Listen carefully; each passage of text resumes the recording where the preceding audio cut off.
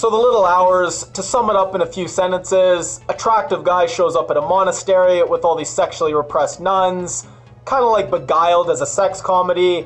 It's a medieval spoof.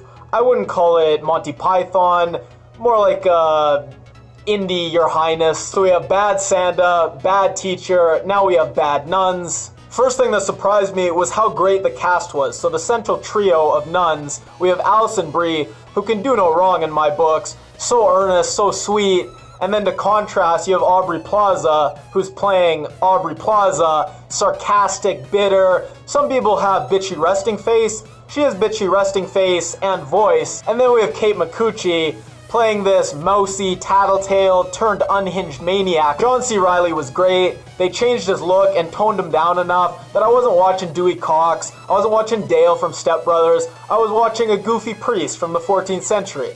Shannon's always great. Still think she looks like Patricia Heaton from Everybody Loves Ray. Another pleasant surprise was how unpredictable this movie was. So many movies these days are cliched and you know exactly what's going to happen. It was refreshing to see a movie that wasn't.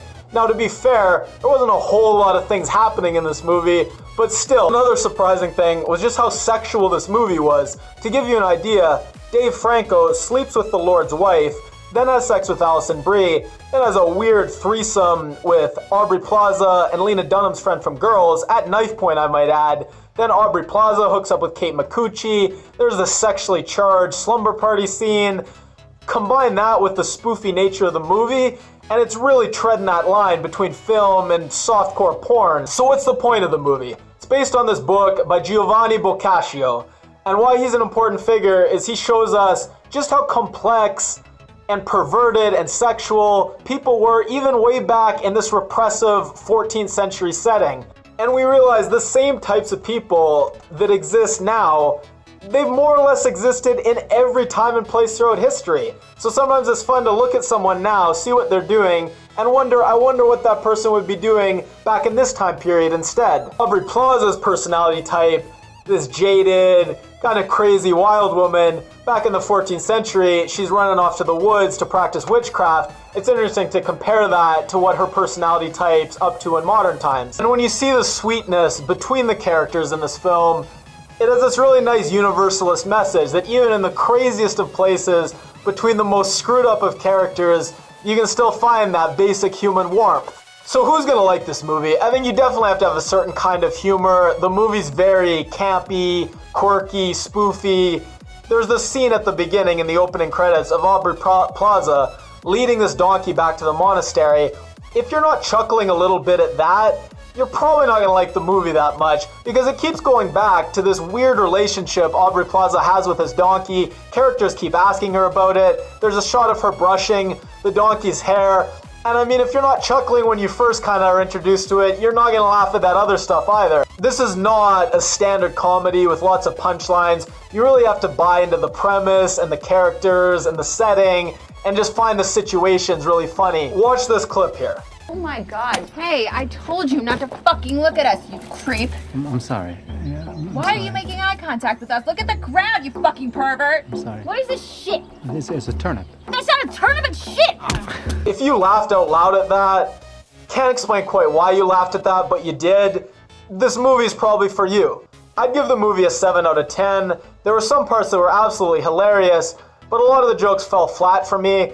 And sometimes it didn't even seem like they were trying to make a joke at all. It's like everyone involved forgot they were making a comedy film for a few minutes. Some of my favorite parts, Alison Brie and her dad have this whole conversation through this metal grate with these tiny little holes you can barely see through, because I guess that's the only way the nuns are allowed to interact with the outside world. Nick Offerman, Ron Swanson, has this hilarious part in this film. He's playing the Lord whose wife's cheating on him with Dave Franco, and he keeps going on these rants about all these different tribes that he hates, especially the Guelphs. And then when he finds out his wife's cheating, he blames everything on this hidden Guelph ancestry on her dad's side. I always knew you had traitorous Guelph blood running through your veins. And then the bad girl from the big city comes in to teach Aubrey Plaza how to have sex with Dave Franco, but it's such a repressed time that almost everything she tells her is completely wrong. So Jeff Baena is the director. I've seen one other film by him. It was called Joshi, and it was good. It was better than this one. I'd highly recommend that one as well. One of the most incestuous movies I've seen in a while. So the director, Jeff Baena, and Aubrey Plaza, they've been dating for 5-6 years. And then Dave Franco and Alison Brie, they just got engaged. Speaking of Dave Franco, looking more and more like James Franco every day. I don't know how I feel about this. I love Dave Franco so much. I love season 9 Scrubs Dave Franco. I love pissing his pants in Superbad Dave Franco. That was like 8 years ago, asshole. People don't forget. This movie also had one of the most awkward kiss scenes I have seen.